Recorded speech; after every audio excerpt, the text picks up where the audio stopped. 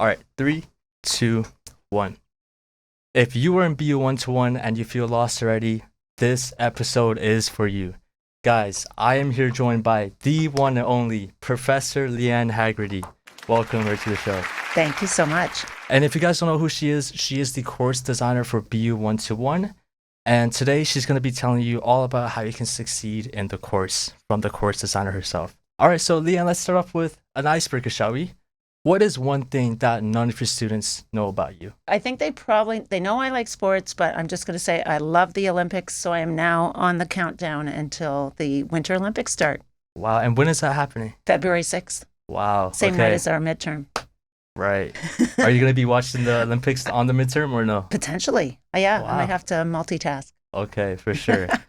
All right, so if you guys don't know, 2 years ago, Professor Leanne Hagarty revamped the course BU 1-1 into more of an AI focus course and more of critical thinking. So my question is, why did you decide to revamp or redesign this course 2 years ago?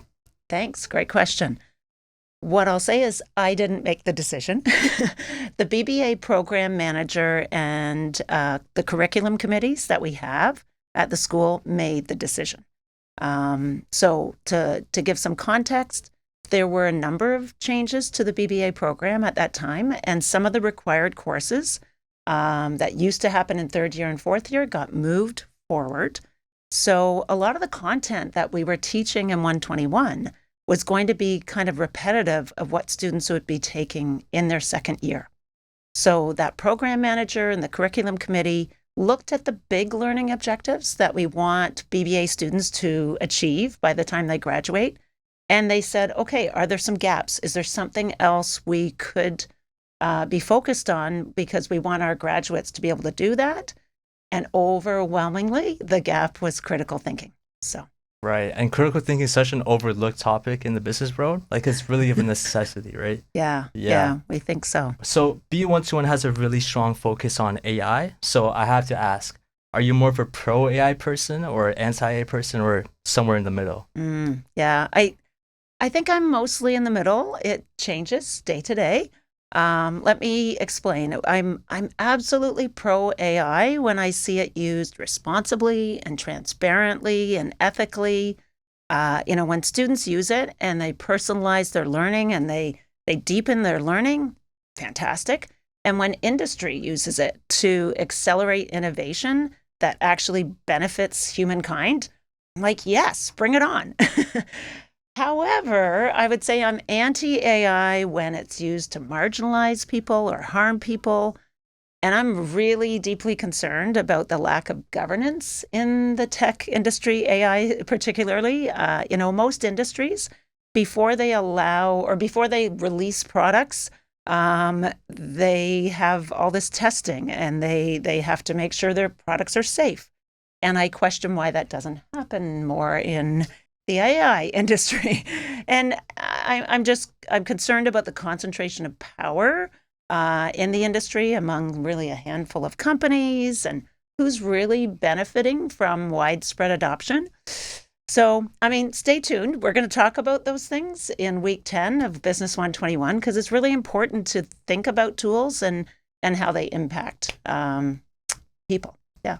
Exactly. So in terms of students, right, what do you think from your experience, what is one way students misuse AI that might hurt their learning? Yeah. It's, unfortunately, AI is built to want to do more for you. So it's not surprising, but a lot of students are using it as a copywriter instead of the copy editor. And by that, I mean they're contracting out their thinking. They're outsourcing the actual skills and the learning. And that was never our intent, I don't think. So you want to use it as a way to enhance your learning, but not to replace it or shortcut your learning. Exactly. So looking ahead, a lot of the students have their career pitch and their BDO assignments coming up after the midterm. So what is one advice you would give to students who are trying to improve on their assignment mark in the future? My best advice, start early, explore the topic, and let your brain digest it and, be able to give yourself time to kind of walk away from it, look at it, do some reading, do some research, and then leave it alone and let your brain make connections with that material and other things that you've learned. I quoted Tom Chatfield on this very topic, and I know from my 25 years of experience teaching, it's really obvious to the markers when work is rushed, when you haven't given yourself enough time to really revise it and polish it. It shows that way. And I think my other little bit of advice is don't forget, you're being marked on your assignments. I think a lot of people think on my exams, that's how I demonstrate what I learned in class. No, your assignments also are your opportunity to apply what you learned in class. So being in class consistently and being really engaged in class definitely shows up in your assignment success. Mm-hmm. And one thing to add on to that, it also is very stressful for you if you leave it to the last minute, right? Like you have to stay up all night. I remember I did that in my first year. I fully regret it. Yeah. It also showed in my mark as well. So it's just worse on your body if you just stay up all the time. Absolutely. Right. Yeah. So to those who didn't do well in their first semester, what is one advice you would give to them? I have more than one advice, if that's okay. Yeah. First of all, don't panic. Remember, you are in a new league. Remember, we talked about adaptability, and you're in the professional leagues now of education. So it's natural for your results to be different from your high school your high school results. So don't panic, but absolutely do something. Take some action. Take it now. Don't hope for things to change on their own. So that's the first thing. Don't panic, but take action.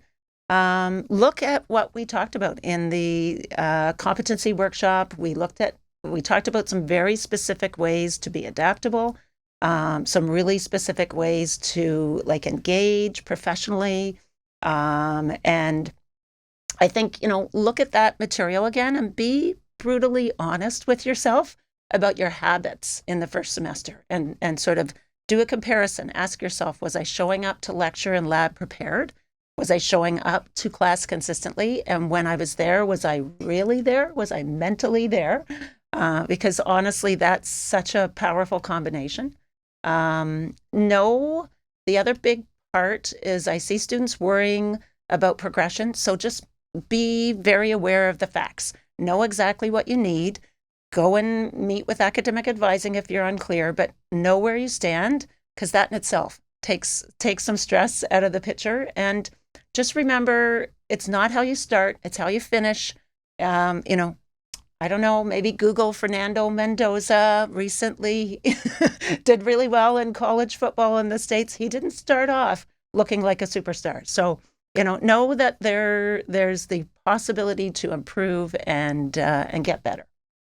So speaking of improvement, if a student could only change one thing starting today, and let's say they do better in BU 1-1, what advice would you give them? I would say sit closer to the front of the classroom. Obviously, that implies that you are coming to class. That's a given. But the reason I say that is I can picture the students that were the most successful in the course, not just the last 2 years, every year that I've taught, I can picture them. They sit really close to the front, which means they stay more engaged. They just, I think, absorb more. They're less likely to get distracted. And it seems to make a big difference in the results. So get close. I don't bite. And be willing to really make the most out of your time there. Mm-hmm. To those who are in BU 1-1 right now, your midterm one is coming up, I'm assuming next week? Next week, right? Friday, February 6th. Wow. So real quick, since we're already here, do you want to tell the audience when are your office hours? Absolutely. Tuesdays, 2:45 to 3:45. Wednesdays, 3:30 to 4:30. Yeah, and what is the room again? Oh, my room. Good point. 4072. I think that sounds right. Yeah. It's on the 4th floor, and you make the left as soon as you get out the Off elevator. the elevator. That's funny. I know where it is, but do I know the number of it? Yeah. Okay, well, thank you so much, Leanne Hagarty, for joining us on our first episode. Thank you. This was so fun. Yes, I love doing podcasts. We try to get the podcast working first semester, but there's some problems with the recording, and but we didn't give up. We didn't give up. We persevered. Yeah. So let us know if you guys want us to bring Professor Leanne Hagarty back on a second episode, maybe right before the final exam to give some more advice. But yeah, it's been fun having you. Thanks so much for Awesome. coming. Thanks, everyone.